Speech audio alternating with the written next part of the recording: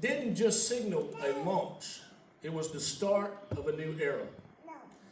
The Starship Innovator had just left Earth's atmosphere, a masterpiece of high-stakes engineering powered by curiosity and driven by innovation. As the engines roared, the class of 2026 prepared to prove that creative innovators don't just follow maps, they create them. Shortly after reaching the dark side of the moon, a massive electromagnetic pulse hit the ship like a physical punch. Red lights bathed the bridge as the primary AI went silent. Lucas Schneider stood at the command console overseeing the chaos with the natural, steady leadership of a future president. Beside him, Isaac Walton moved through the bridge, his signature kindness acting as the ship's emotional gravity, keeping the crew's shock from turning into full-blown panic. This group is not known for their full-blown panics. Looking at you, Allison. We've got an all-systems blackout, shouted Aaron Hunt. He didn't wait for a manual. He dove into the wiring using his expertise in electronic engineering to hotwire the primary circuits and keep the nervous system of the ship alive.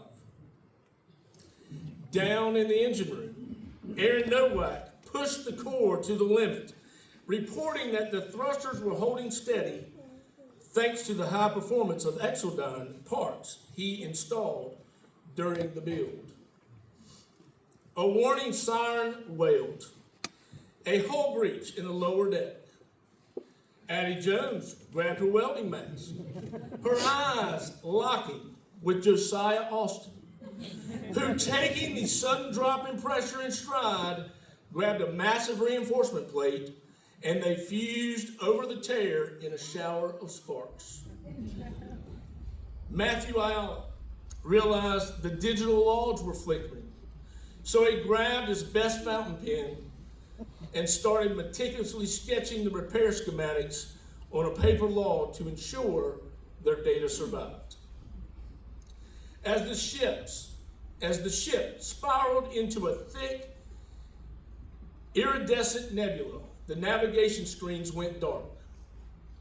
While the bridge crew scrambled, Janiyah Medley, the crew's legendary quiet observer, pressed her forehead to the glass and pointed toward the shimmering thread of calm. There, she whispered, that's our way out. With the digital screens dark, Kaylin Sanders sprinted to the ship's archive library. Drawing on her Battle of the Books experience, she hunted down the ancient star charts needed to find their position. Beside her, Ariel Bratz leaned in to help decode the old world coordinates, her hair brilliant, cosmic shade that seemed to glimmer in the glow of the emergency lights. On the bridge, Kyla Ogle translated that raw data into a high-contrast flight path worthy of her award-winning digital media designs. Grace Puerto then pulled a set of professional markers from her bag, sketching her new map directly onto the pilot's window so the way forward was crystal clear. Buckle up, yelled J.C. McCurdy, seizing the manual flight sticks. I'm a way better spaceship pilot than I am a golf cart driver. She threw the ship into a breathtaking barrel roll, threading the needle through the nebula. In the middle of the most dangerous turn, a blur of movement shot through the deck. Parker, don't run. The crew yelled in unison.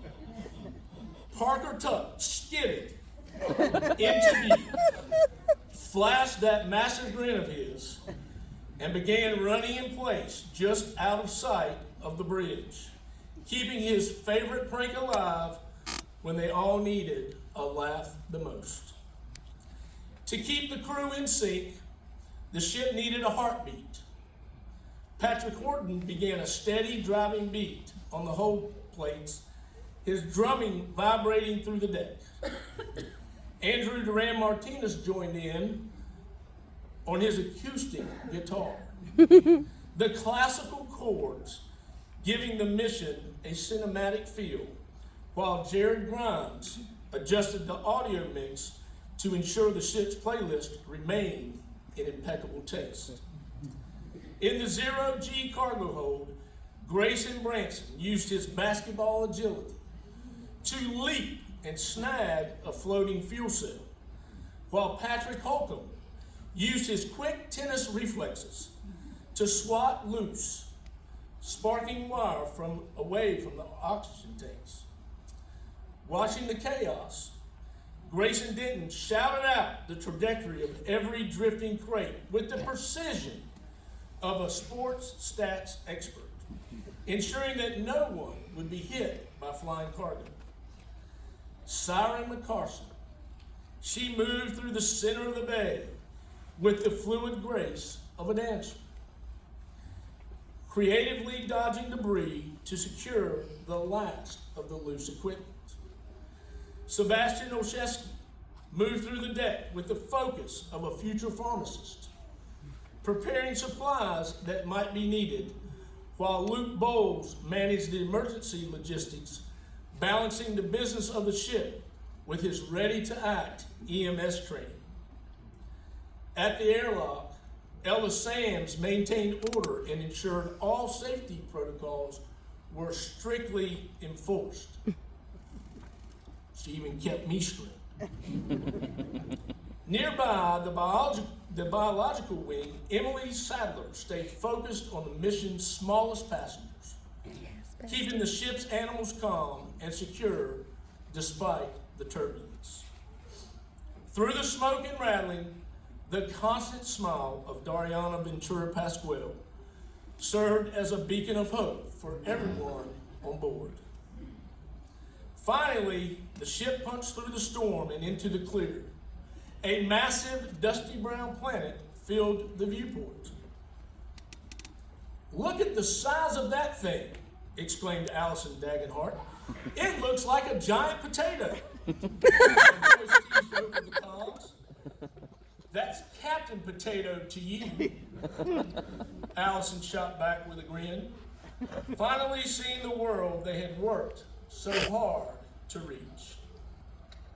As they began their descent, Elijah Mooney stared out the new horizon, his mind already racing past the atmosphere toward his next frontier at NC State. The ship landed softly, total success, and Kendra Ogle stepped toward the hatch to lead the final exhibition extraordinaire, proving to the universe what happens when a group of innovators is powered by curiosity. The hatch opened, and the class of 2026 didn't just land, they arrived. From our faculty and staff, congratulations, class of 2026. Your future is truly out of this world.